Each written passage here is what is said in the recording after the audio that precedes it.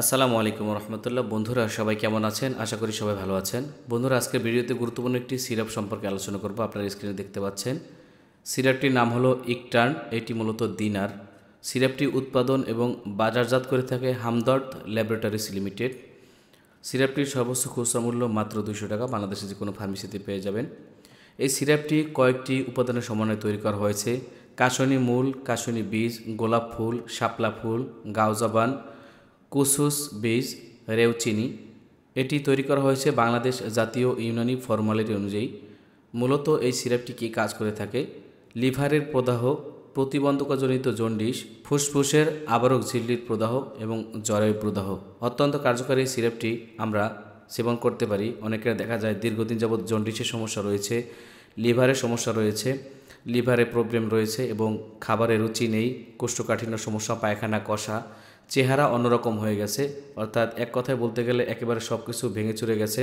চেহারার অবস্থা খুবই খারাপ হয়ে গেছে, খাবারে কোনো রুচি নেই, লিভারের সমস্যার কারণে আপনি দীর্ঘদিন যাবৎ হতাশায় ভুগতেছেন, তাদের জন্য খুবই কার্যকরী একটি সিরাপ হলো এই ইকটার্ন দিনার।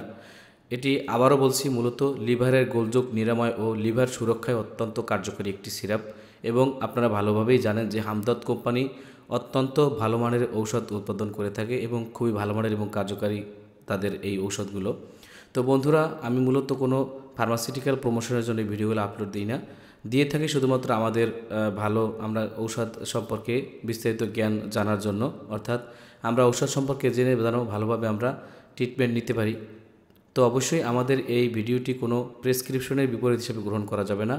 একজন ডাক্তারের সাথে পরামর্শ করে তারপরে আপনারা ঔষধ গ্রহণ করার চেষ্টা করবেন। এবার আমরা আসি এটা কিভাবে সেবন করব।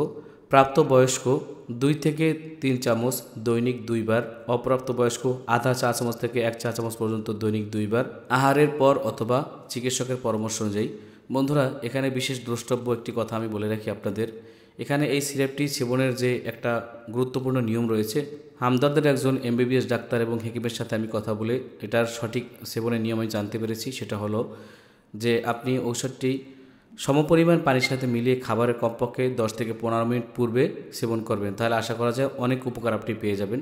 আমি সেবনের নিয়ম যে বলে দিলাম, আবারও বলছি, 2 থেকে 3 চা চামচ বা সমপরিমাণ পানির সাথে মিলিয়ে আপনি ঔষধটি খাবারের 10 থেকে 15 মিনিট পূর্বে সেবন করবেন। আশা করা যায় আপনি অত্যন্ত উপকার পাবেন এবং আপনার জন্য অনেক কার্যকরী হবে। তো বন্ধুরা, আজকে ছিল এই পর্যন্তই। যদি ভিডিওটি ভালো লাগে থাকে অবশ্যই লাইক, কমেন্ট, শেয়ার করতে ভুলবেন না।